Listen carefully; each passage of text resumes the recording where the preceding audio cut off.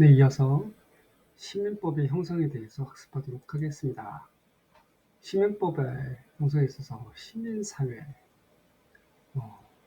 19세기지 프랑스를 중심으로 해서 유럽 사회에서 시민사회가 이렇게 형성되어졌는데, 이때 당시에 그 시민사회는 시민혁명을 통해서 건설이 되어지는데, 여기서의 시민이라고 하는 것은 부르주아 계급을 얘기해요. 그래서 여기서 시민법은 시민사회를 이렇게 전제로 한 법인데요. 이 시민법은 상품의 교환 과정에서 시민 개개인의 권리와 의무를 보장해줘요. 다시 얘기하면, 상품을 이렇게 교환하는 데 있어서 이 권리, 그러니까 소유할 수 있는 권리, 또한 보상할 수 있는 의무, 이런 것들을 이제 보장을 해주는 거예요. 그리고 상품 가치에 따른 등가 교환의 정의를 법적으로 이렇게 정의를 해요. 여기서 이제 등가 교환이라고 하는 것은 이제 내가 가지고 있는 상품, 이 상품의 가치를 동등한 그 상품 또는 화폐 가치와 이렇게 교환하는 것을 이야기해요. 이것을 이제 등가 교환, 가치가 동일한 것을 교환하는 것을 등가 교환이라고 정의를 해요. 그러니까 다시 얘기하면 등가 교환이 보장되어야 된다는 것을 얘기해요. 그리고 이제 국가는 권리와 의무의 당사자가 아닌 제3자로서 개인들 사이의 관계만 규율한다. 그러니까 일종의 이제 심판자 역할을 국가가 한다는 거예요. 여기서 계약의 대상은 부르주아 계급의 성인 남성만을 대상으로 해요. 그러니까 모든 국민이 국가와 계약하는 것은 아니다. 라는 거예요.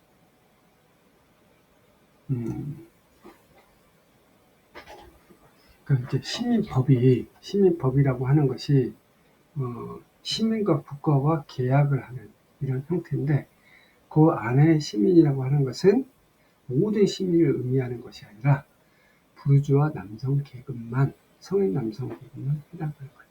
이 사람들만 국가와 계약하는 것이 시민법이다라는 거예요. 그러니까 어떻게 보면 시민법은 되게 제한적이죠. 그래서 이 법의 대상인 사람은 이성을 지니고 있으며 자유롭게 자기 의사를 표현할 수 있고 합리적으로 결정할 수 있는 능력을 가진 사람이다, 이렇게 얘기하고 있어요. 그래서 자본가와 노동자가 서로 동등한 권력을 가지고 있다고 가정을 하고 있어요. 그렇지 않은 사람들은 대상이 아니라는 거죠. 여성이라든지 노약자라든지 이런 사람들은 계약의 대상이 아니라는 거예요. 시민법에 있어서 이제 계약의 자유라는 개념이 들어가요. 계약의 자유의 원칙을 보면 인간이면 누구나 자유롭게 계약을 맺을 수가 있다. 지금 같은 경우는 이제 이런 것들이 너무도 당연한 이야기지만 옛날엔 그렇지 않았죠. 계급 사회고 공건 사회 때는 이게 이제 통하지 않았던 사회예요. 그리고 이제 계약 체결 자유, 상대편 선택의 자유, 내용 결정의 자유, 방식의 자유 등을 규정을 하고 있어요. 그래서 가장 기본적인 법률 행위는 현대사회가 계약을 기초로 하고 있다는 거예요. 계약. 그리고 자유로운 의사표시에 의한 구체적인 합의로 법적인 권리와 의무의 관계가 형성된다는 것을 전제하고 있어요. 그래서 계약에 따른 내용을 이행하지 않을 시에는 불법 행위가 되어 손해배상을 청구할 수 있다는 거예요. 근데 이 계약 자유에 대해서, 시민법 계약 자유에 대해서 한계를 보면 인간은 평등한 권력을 갖지 않고 있어요. 이런 권력관계가 계약에 영향을 준다는 거예요. 예를 들면 자본과 노동자가 있을 때 누가 권력이 커요? 당연히 자본가 권력이 훨씬 크죠.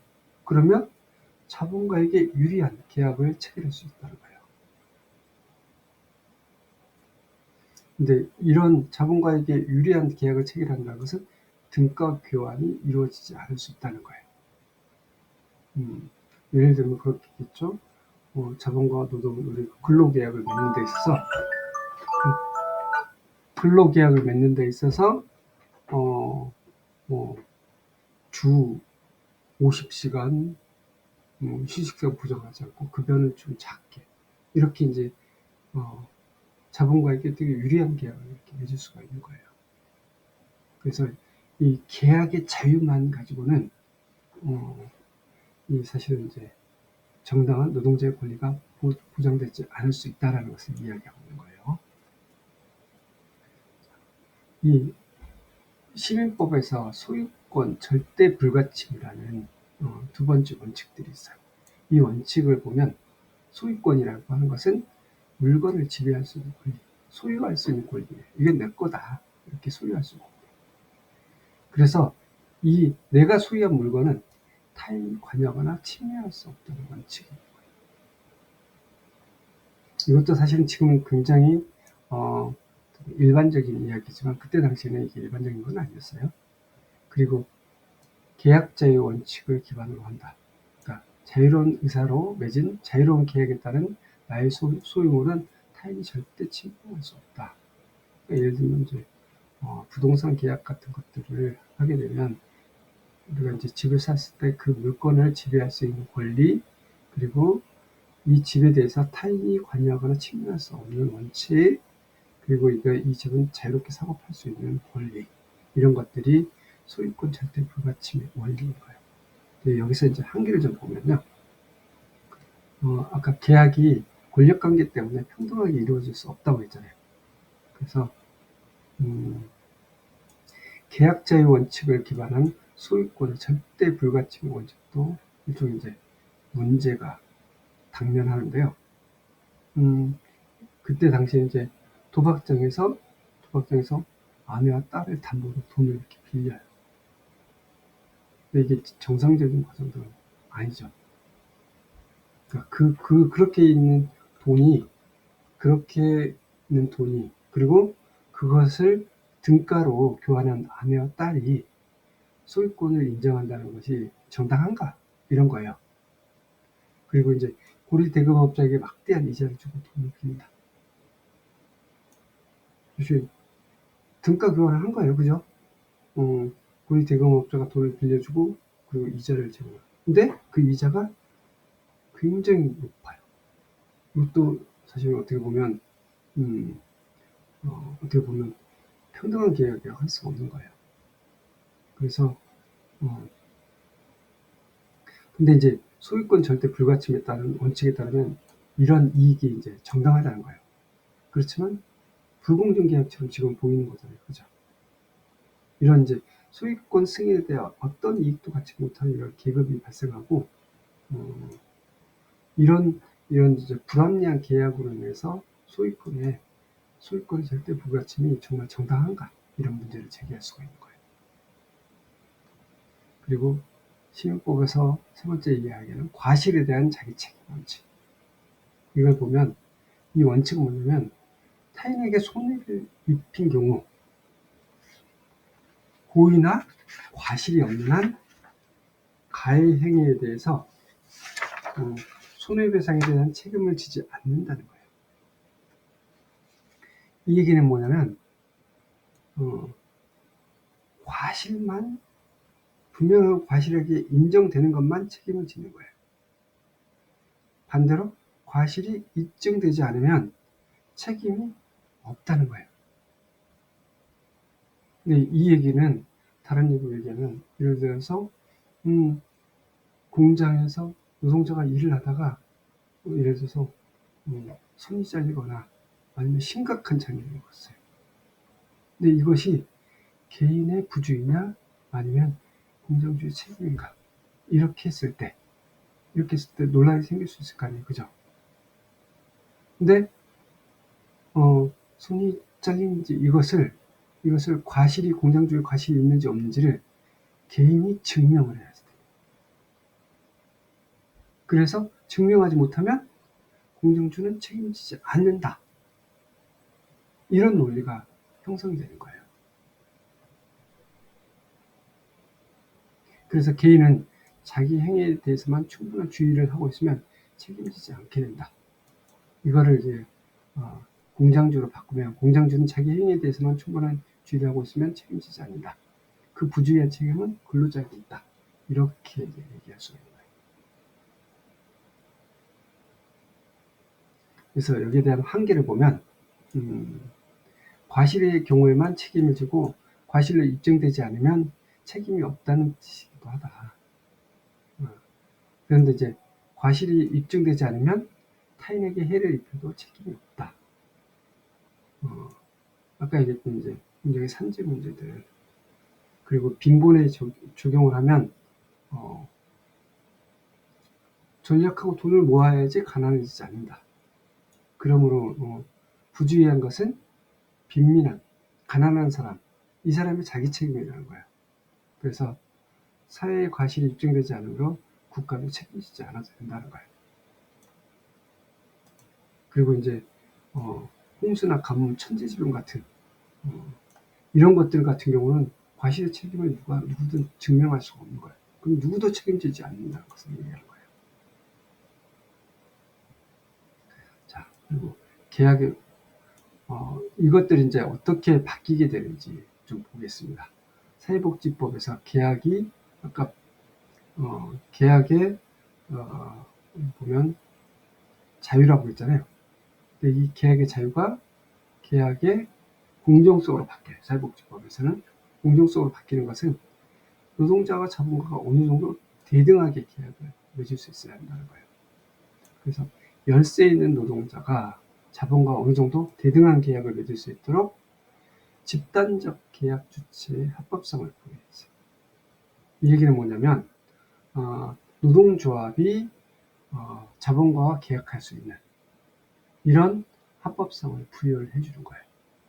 그래서 불공정 거래에서 계약에서 좀 자유로워질 수 있도록 해주는 거예요. 그래서 계약 내용의 노동 시간이나 노동 조건에 대한 일정한 제한 범위를 설정을 했다는 거예요. 그리고 계약의 자유 원칙에 대한 사각지대를 보완을 했는데 어떤 건지 보면 노동자의 구성과 노동운동이 활발해지면서 노동법 중심으로 이렇게 발전했다. 사회복지법에서. 그리고 국가와 개인 사이의 강제 계약을 통해서 이루어지는 사회보험에 적용했다. 이 얘기는 뭐냐면 이 사회보험에 있어서 국가와 개인의 법이, 그러니까 개인이 내가 이제 급여를 청구하는데 받지 못했을 때 국가에 청구할 수 있는 권리로서 사회보험에 적용됐다는 거예요. 그러니까 사회보험에서 내가 그런 권리를 받지 못하면 개인이 그걸 청구할 수 있는 권리가 있다라는 것을 이야기해 주는 거예요. 이걸 다른 얘기로 얘기하면 우리는 사회권이라고 얘기해요.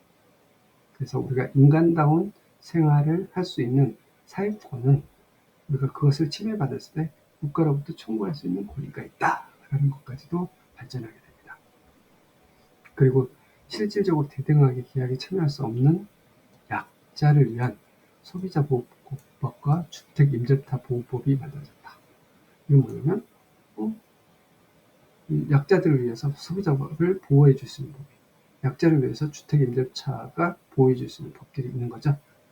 그리고 이제 생존보장을 통해서 노동 무능력자나 실업자와 같은 계약의 자유원칙의 사각지대가 보완됐다라고 합니다. 그리고 이제 소유권을 아까 인정했는데 이게 소유권에 대해서 사회성을 강화시키는 이런 형태로 이제 바뀌었어요. 사회복지법에서는 소유권 행사는 사회적 국가적 견제에서 필요한 제한과 구속을 받아야 한다는 거예요. 다시 얘기하면 이 소유권이라는 것은 사회적으로 인정되는 범위 안에서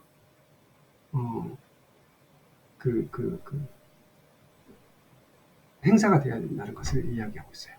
그래서 소유권 행사는 절대적 자유는 아니다. 그래서 이것은 어떤 재화를 보유하는 자체를 금지하는 것이 아니라 조세법상 조세의 통제를 받아야 된다는 거예요. 그러니까 예를 들어서 무제한으로 주택을 소유하게 됐어요. 그 소유권으로 보면 이게 정당한 거잖아요. 그런데 이 사람이 많은 주택을 가질수록 주택을 못 가진 사람들이 더 많이 생겨날 수밖에 없어요. 그래서 조세법상 조세의 통제를 받는다는 것은 뭐냐면, 그러면 소유한 만큼 세금을 많이 매기게 되는 거예요. 그래서 조세로서 소유권을 통제하는 거예요. 그리고 이자의 상한선을 규제하는 거예요. 아까 얘기했던 고리대금을 엄청나게 크게 했을 때 이자의 상한선을 제한하는 거예요. 뭐 15% 이상은 넘어간다, 안 된다, 이렇게 국가에서 제한하는 거예요. 그러니까 소유권에 대한 구속을 하는 거예요. 그리고 각종 경제 활동에 대한 규제를 통해서 무제한적 소유권의 제한을 가하는 거예요. 그래서 헌법을 통해서 이제 규제를 하는 것은, 이걸 보면 헌법 제23조 1항에 보면 모든 국민의 재산권은 보장된다. 그러니까 재산권이 보장된다는 것은 소유권이 인정된다는 거예요. 거기 그 내용과 한계는 법률로 정한다. 다시 얘기하면 법률로 소유권을 구속할 수 있다는 거예요. 그러니까 무제한적 자유를 인정하지 않는다. 법률로 정한다는 거예요. 그리고 헌법 제23조 2항에 보면 재산권 행사는 공공복리에 적합하도록 한다. 다시 얘기하면 재산권 행사가 공공복리를 넘어서서는 안 된다는 것을 얘기해요. 그리고 민법 제211조에 보면 소유권의 내용을 법률의 범위 내에서 사용, 수익, 처분할 수 있도록 한다. 이런 이제 내용들이 뭐냐면, 소유권의 무제한적인 자유가 아니라 소유권도 일종의 법률로 제한할 수 있다. 근데 그 법률로 제한하는 데 있어서는 공공법리에 적합하도록 한다는 거예요. 그래서 이제 이런 소유권이 경제관련법 중심으로 발전을 해왔고, 소득에 따라서 기업인과 급의 비율을 달리해 소득 재분배 내용을 담고 있는 사회보험법에 영향을 미쳤다. 이따가 보겠습니다. 그리고 이제 집합적 책임이 사회법에 들어와요. 집합적 책임. 이 반대가 이제 개인적 책임이잖아요. 어떤 개인적 책임을 넘어서 집단이, 집합이 책임을 지는 이런 형태로 이제 변화된 건데, 산업재해 같은 경우는 총자본이 위험 공동체를 조직하여 집합적인 책임을 진다. 이 얘기가 뭐냐면, 각기 이제 그 사업장마다 산업재해 같은 것들이 발생할 수 있잖아요. 근데 이런 산업재해가 발생한 걸 개별적으로 대응하기는 좀 어려우니까 모든 산업체가 한꺼번에 집합적으로 공동체를 조직해서 그 문제에 해결할 수 있도록 책임을 진다는 거예요. 이게 이제 산재보험 그런 거예요. 그래서 노동력을 지배하는 노사관계 구조가 재해 위험성을 필연적으로 내포하고 있다. 그러니까 당연히 노사관계 안에서는 당연히 산업재해가 필연적으로 나올 수밖에 없어요. 근데 이제 이런 보상의 책임을 좀 분산시킬 필요가 있다는 거예요. 보상의 책임을. 그래서 이런 산업재해를 사회문제로 인정하고, 이런 이제 총자본이 위험 공동체를 조직해서 집합적으로 책임을 진다. 집합적으로 책임을 진다는 얘기는 위험을 분산한다는 얘기예요. 그래서 산업재해 보상법이라고 하는 것은 보험 가입자는 근로자를 사용한 모든 사업장을 해당되는데, 산업재해 보상법에는 보험 가입자가 모든 근로자가 해당되고, 또 사업장도 다 해당이 되는 거예요. 그래서 모든 사업장이 이용 공동체를 조직해서 집합적으로 책임을 진다. 반대로 이것은 위험을 분산한다. 이 얘기 같은 거예요. 그래서 사회 전체가 책임을 진다는 거예요. 이런 것들은 이제 빈곤이나 질병과 같은 사회적 구조적 문제로 발생하는 사회 문제, 이런 것들을 사회 전체가 공동으로 책임을 진다는 것을 이야기하고 있습니다. 그래서 사회 전체가 공동으로 책임을 진다. 이것이 법으로 명시됐다는 것은 그 개인과 법이 이걸 약속으로 만들었다는 거예요. 공동으로 책임진다는 것을 약속으로 만들었다. 그리고 이제 자연재해와 같은 특정 대상의 과실 책임을 물을 수 없는 경우도 사회가 집합적으로 책임을 진다. 이런 것들이 이제 공공부조법, 공공부조법은 우리가 얘기하는 이제 그 취약계층 대상으로 해서 급여를 제공하는 거죠.